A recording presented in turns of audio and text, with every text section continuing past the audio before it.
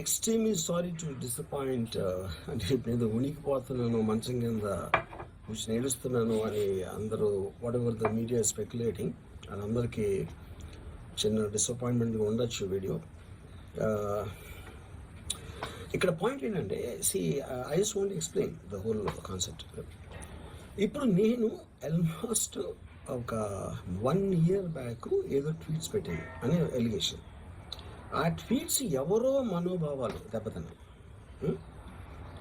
ఇక్కడ విచిత్రం ఏంటంటే 1 year బ్యాక్ పెట్టిన ట్వీట్స్ 4 డిఫరెంట్ ప్లేసెస్లో 4 డిఫరెంట్ జ్యూరిస్డిక్షన్స్లో 4కి ఒకే 3-4 రోజుల వ్యవధిలో వాళ్ళ మనోభావాలు దెబ్బతిన్నాయి.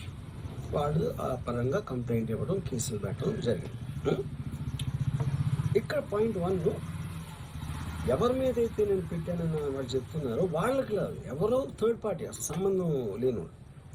ఆ కాంటెక్స్ట్లో అసలు ఈ కేసు ఎలాగా, ఈ సెక్షన్స్ ఎలా వర్తిస్తాయి అనేది అప్పుడు ఆబ్వియస్గా నాకు వచ్చే అనుమానం కానీ, నాకు కానీ నా మనుషులు కానీ, ఇది ఒక పర్సిక్యూషన్ చేయటానికి ఒక పద్ధతి ప్రకారం ఉన్న అలౌబుల్ లాస్ని వాడుతున్నారా, లేకపోతే ఇప్పుడు వరల్డ్ ఓవర్ ఒక ఫినామినా ఏం జరుగుతుందంటే, పొలిటికల్ పార్టీస్ వాళ్ళు they are weaponising the systems of the police. అది అమెరికాలో జరుగుతుంది, యూరోప్లో జరుగుతుంది, ఇక్కడ కూడా జరుగుతుంది.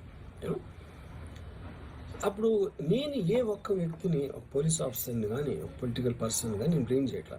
I think it happens in certain ఒక ఏమంటారు దాన్ని, ఒక వే. అది అందరూ కూడా ఎంతో కొంత అది చేయటానికి టెంప్టేషన్ ఉండొచ్చు.